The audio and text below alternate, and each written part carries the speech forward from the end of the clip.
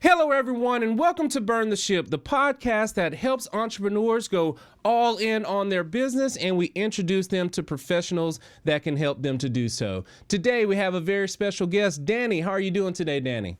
I'm doing well. How are you today? I'm doing very good. Can't complain at all. Danny, please introduce yourself and the name of your business. Hello, everybody. My name is Danny McCloskey, and I am the owner of the Alternate Route magazine. Awesome. Thank you so much for coming on today. And we understand that time is one of our most valuable resources. So, Danny, go ahead and tell us a little bit about your story. Okay. My history is I was a kid, and at 11 years old, I got into music to the point of pretty much just devouring every single and then every album and everything on the back cover. And in the late 70s, I was lucky enough to meet some people who hired me at WBCN in Boston, which was a preeminent rock station at the time. And I translated that into working for Atlantic Records in Boston for the New England market. So I was a promotion manager for Atlantic Records in New England. And when I left that job, I landed in San Francisco and I started my own business, which was Next Step Music Management. I moved to LA and I reacquainted myself with some old friends from Atlantic Records and then began the Alternate Route. Awesome. Which brings me to us talking today. Awesome. Now, listen, this is a unique story that you have there, because if you are in the industry of entertaining people, I am sure there's different situations and stories that you can talk about or not really talk about. One of the ones I wanted to ask, when you were up in Boston and you were with Atlantic Records, you said you were a performance manager? Promotion manager. Promotion manager? What? Tell us about one of those times or one of those promotions that you did that still excites you to this day. Okay, I can do that. And when at that time, Atlantic Records was part of WEA, W-E-A, Warner Brothers Elektra Atlantic. And we had an office right outside of Boston. And I was the only person for Atlantic in the New England market, as all the promotion managers all across the country were. The main headquarters were in New York City. So I was in charge of pretty much everything. I was in charge of radio promotion. I would go out with the bands on tour. And I had Maine, Vermont, New Hampshire, Massachusetts, and upstate New York as my market, and Rhode Island. Okay. Let's see, what are some of well, I went out with a lot of bands, and at the time, Atlantic was very much into hair metal. We had all, like, some of the bigger hair metal bands, Skid Row, Winger. I had AC/DC. And I loved every AC/DC show I attended. We also had a lot of pop. We had Laura Branigan. Atlantic was part of a chain of labels. So we had Atco, I had jazz, I had R&B, and it really allowed me to have a diverse sense of music and realize there were only two kinds of music, good and bad. I don't know if there were any big stories. One of my favorite people to tour with was a woman named Laura Branigan, and she had a number of hits, Gloria being her biggest hit, and she was the biggest practical joker in the world. Awesome. So we had a good time. I mean, she would, intense stuff, somebody would go to the bathroom at one of our lunches, and she would put glue in their chair. Ooh. So when they came back, they would get stuck, or she would, if one of the higher ups from Atlantic was at the lunch, if she was doing a bigger show, when they went to the bathroom, she would tell everybody, okay, when they come back, I'm going to pretend I'm leaving. And she would throw a glass of water in the radio promoter's face, storm off. So she would do very elaborate practical jokes. So that was a lot of fun. And really, all of the bands were fun. I wasn't heavily into hair metal, but I certainly enjoyed the performer. Yeah, makes a lot of sense. So all of this was happening on the East Coast. You said you did go out to the West Coast. Was it a similar assignment out there, or what made you go from one coast to the other? That was when I left Atlantic. And Okay. luckily, Atlantic Records, well, we had the good sense to merge with Time Life Mm-hmm. to become Time Warner. And I had stock in the company, and I had a lot of stock, and we had stock options that told us if we would take a buyout in the first month, we wouldn't get any tax. So I Okay. took it. I was gone, and it was a good time because working promotion at the time was full on, 24/7, 7 days a week, and I very rarely had any time to myself. So I cashed out and I went to Australia to reflect. Okay. Okay. Yeah, that's And I getting spent away about right six there. months in Australia. Yeah. Yeah. And I knew I wasn't going back to Boston. I landed in San Francisco, and it was right at the time of the dot coms coming up in San Francisco. Mm-hmm. So I wasn't sure that I wanted to get back into music. So I started a PR company, and I took in many different clients in order to really understand business. At the time, there was a company, I don't, might even still be around, called BNI, which was Business Network International. Mm-hmm. And they offered to have weekly meetings. And at these meetings, there would be one person from each different medium. So I was the only person there doing PR. There was some people who were life coaches, some people who were massage therapists, some bankers, some financiers, but only one from every group. And everybody around the table, there was generally about 15 people in the group, they would act as my sales force. Mm-hmm. And we would each listen, everybody do an elevator pitch, talk about their business, go around the table, learn a little bit about each other. And in the subsequent week, we would work on getting referrals for the other people in the group. So it was a really good way to get into business, which I had never really been in, and to Mm-hmm. understand business and to get referrals at the same time. One Yeah. of those Yeah. referrals Mm-hmm. was a music client, since I Okay. had history in music. Yeah. And I took on the one music client, and it just started rolling. Um, the PR business really translated back into a business called Next Step Music Mm-hmm. Management, Mm-hmm. and we did a little bit of everything. One of which was to for the artist take their music and place it in film and television projects, which was a Right. lot easier. This was probably the mid 90s at this point.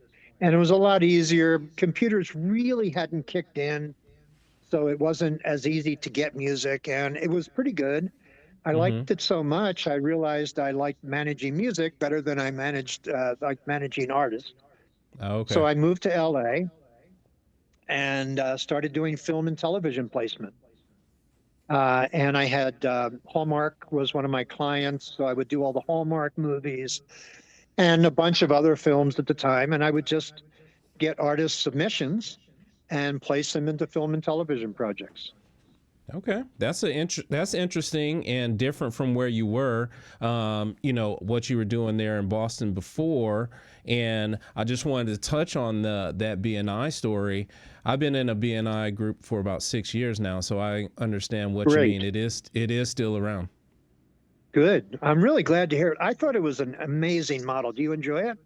I do. Like I said, I've been in there for about 6 years, and it definitely attributes to a large percentage of the opportunities that I have because of I'm being one of one in there. So it's still the same model as that was. It sounds It's like a great. few years back.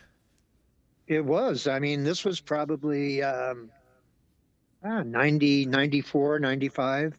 Yeah, yeah. So So yeah, I 30, have to 30 go on years Thursday on. morning. I got Thursday morning meeting. I think we had Tuesday. Do you meet Okay. in restaurants? Well, this is a larger group.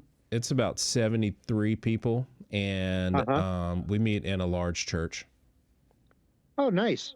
We would Mm-hmm. meet in downtown San Francisco, generally in a restaurant that was obviously closed at the time. Mm-hmm. And we would just rent space, get a big table, and it allowed us to have coffee and pastries, which was good. Yeah, It was very early. It similar was like, setup. I don't know what time yours, I'm sorry. Oh, it says very similar setup. That's the reason why I enjoy it, because it's a model that's working and has worked in the past, and you are a testament to it. And you said in the 90s it was, very similar. So when you mentioned that, I said Oh, I have to absolutely. definitely talk to him about it. We've had that same experience. It really taught me business Mm-hmm. because I Mm-hmm. understood music and I understood marketing and I understood promotion, but I didn't really know how to tether a business to it. Right. And it was so influential for me.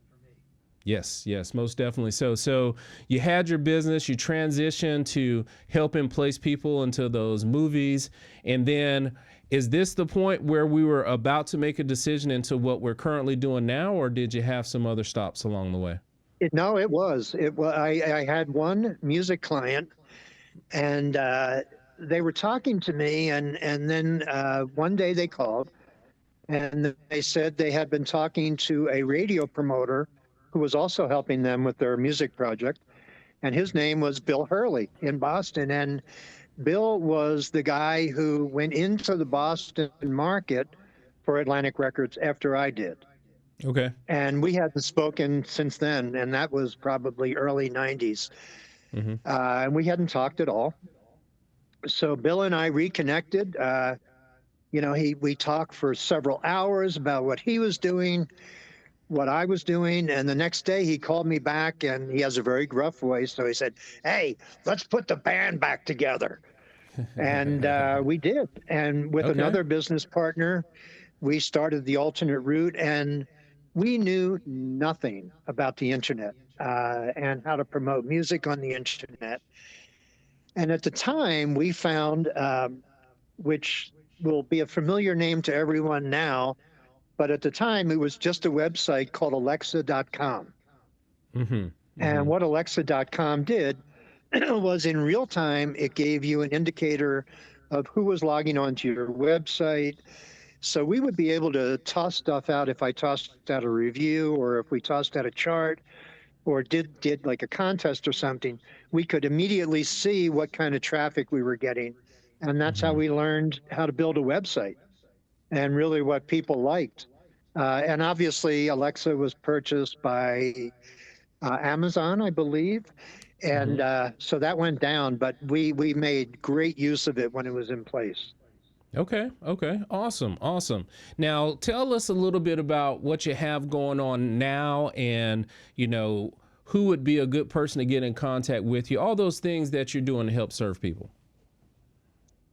Well, right now we still have the magazine. Mm-hmm. And what I do with the magazine is try to keep it manageable for everyone. Folks can go on YouTube and have thousands of options. I put in 10 videos a week. I put in six major reviews a week. Every other week, I have six independent artists that I switch out. And once a week, I do a weekly top 10 every Wednesday. And I do that through Spotify as well as the website. So I make use of other internet sources. I have over 1,000 followers on Spotify, so that gives me a leg up with having a playlist. And I pretty much got that by going door to door for years. Every Okay. week, I would put out a playlist and coerce publicists or bands to try to get their fans to follow. I get one or two a week. And we finally got over 1,000. And that has now not only afforded me to get a higher percentage of people logging on, but I was hired by a music company in Paris called Groover, Mm-hmm. Groover. And what they do for their clients is they bring in music clients. They allow them to sort of peruse all the curators, and the artist can select who they want to submit to. So I get music and I critique it. Okay. I let the artist know how their song is, if they need to add anything, if it's good the way it is. And if it is good, I put it in the top 10 weekly, or if it's a video, I put it in the Video Shack, which as I mentioned, we have 10 a week. And that's how it's been moving. I still Okay. take a lot of submissions. I still get a lot of things mailed to me. I get close to 400 emails a day, Mm. most of which start with "Hi, Danny," so I really do pay attention to them. And I do read every subject line. I might not Okay. read the entire email, but I peruse the subject line just to see what's going on. And over the course of time, one thing we really didn't anticipate, and it's just me now, I started with 3 partners, and they have fallen away. But Bill Hurley, who I mentioned, and I are still in close contact. And Bill now has a great television studio in Boston where he films bands. And that was actually the reason we separated. We both had grown our specific interest in the alternate route to the point where we couldn't exist in the same room. Yes. So we Yes. parted Yes. friends. He took the alternate route and went towards more television, and he now has the Fallout Studios in Boston. Mm-hmm. And he promotes new bands and he does videos. He has a 6 camera shoot of the videos and really does a good job. I took the magazine and added on to it. We are now in the process of bringing in other partners. I just had a request yesterday. I haven't spoken to yet, a woman who has her own website. She's a little tired of doing it. She would like to run it through the alternate route. So we're in the process of finding out how to do that. Mm-hmm. And I also started a new arm, which isn't in place yet, where we're going to have different people in the industry, whether you're a publicist, a record promoter, a band, a festival, or anything like that. Once a week, we're going to do a spotlight focus on them. I'll do a overview of who they are. The company will do a paragraph or two of what they do and why they do it, much like you're doing with the podcast. Mm-hmm. And we will also do a Spotify or whatever streaming service they enjoy of their clients or their music or whatever. And then we will archive that in what we're going to call the root directory. Okay. And so we're starting that. And also just this past week, I reconnected with another old friend named Marvin Etzioni, who is used to be a player in a band called Lone Justice Okay. back in the late 80s. And he was the bass player and producer for the band. So Marvin is going to offer musicians to pre-produce tracks. So if you're a musician, as I mentioned with my work with Groover, I tell the artist what they might need. Marvin goes into more depth. Okay. He'll say, put a chorus here or do this or that.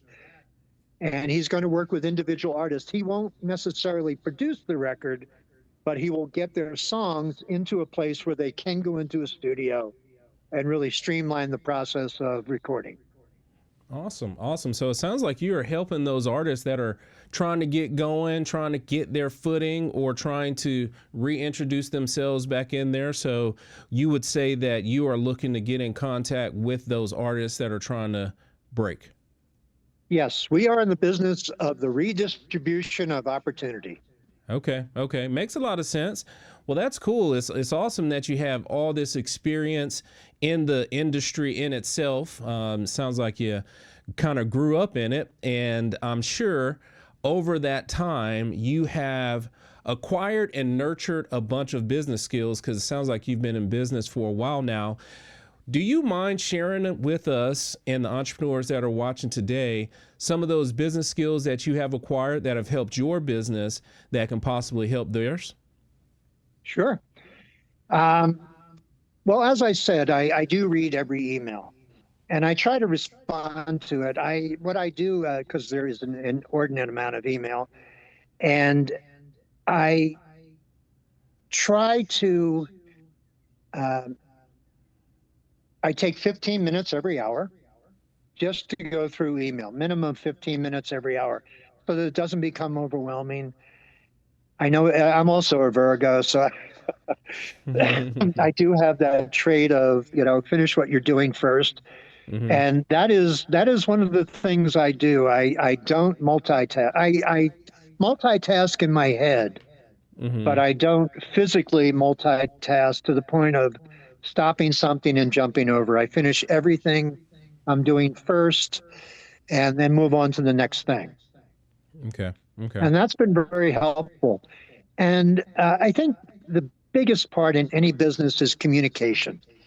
Just to be very clear with what you're doing, who you're doing it with, how you would like to achieve that, and be very honest and very upfront about what you're going to provide and what you're looking for from them.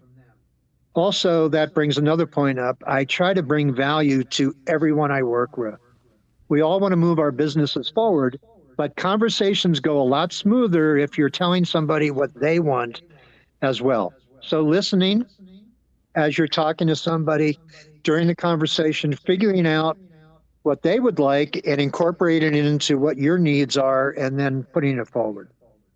Okay. Awesome. Listen, those lines of communication are highly important because if, you don't understand what they're looking for, they won't understand what you're looking for. So I see how that can be a very important part of growing the business. So thank you so much for sharing that. Now, Danny, you have told us about your journey. You've told us about some of those things you've been through in the business, and you've shared some magnificent skills. And we want the people to understand that Danny is still a human. So we know on the first half of your career there, you couldn't do much because you were serving everyone else. Now, let's just say you got a little bit more time to yourself. What is it that you would do with it? Well, I now live on the edge of the earth, as you can tell. I don't know if you can see this. I see it. I see it. By the way, I'd like to point out, although I do live on the edge of the earth, so that's not an outhouse behind me. That's a Mm-hmm. utility shed. Okay. Okay. uh, and I live in an area of the high desert of California. Mm-hmm. If anyone knows Joshua Tree, I'm about 10 miles from there in a town called 29 Palms. And it's very creative up here. A Mm-hmm. lot of music, a lot of venues, a lot of stuff going on. I would like to get more involved in that, maybe get involved in the town and bringing more of a creative area to the town with all mediums. Certainly there's music up here, but there's a lot of art, there's a lot of vintage, a lot of people who just collect rocks. My friend Lois is on her way to move up here. She works in jewelry and collects rocks. So there's a little bit of everything. I'd like to get more involved in that. And I'm also a writer. Okay. So I would love the time to get further into long-term writing projects, one of which I have, which is already being created, but I don't have the time to really devote to just do that, which has to do with the high desert. So I'm looking forward to that. Awesome. Awesome. That's magnificent. I see all this time that you spent in the industry. You just love those creative type things, regardless if it's music, art, or even the jewelry. So again, we definitely appreciate you sharing that. My next question is, if someone's interested in learning more about how to get started in the industry or get that song correct, or if they want to learn more about the skills you share today, what's the best way for them to get in contact with you? They can reach me by email, which is Danny at thealternateroute, TheAlternateRoot.com. Okay. And I am always available as long as it's only one question at a time. Makes a lot of sense, especially if you get 400 emails a day. Yeah. But please reach out to him. Seems like he can be a great source for you, especially if you're trying to get into that entertainment world. And we truly appreciate you coming on and sharing with us today your story, your journey. There was a lot packed in there, and I'm glad I was able to talk with you and share and you were able to share some of it. And we always appreciate our guests coming on, so we give them the last word. So please look into the camera and tell the people something good. I'm trying to change the world one song at a time. Awesome. Awesome. Hey, listen, Good? and we appreciate it. We learn a lot through those songs. I mean, Yes, you can do. always. Oh, absolutely. I've learned everything. I always tell people I don't watch the news at all. It's very depressing. But Mm-hmm. music has news. I mean, musicians historically, going back hundreds, thousands of years were the newsbringers, traveling musicians, and they still are. Yeah, like I said, it makes a lot of sense. I can attribute a large part of my life to where I was in my life based off of a song.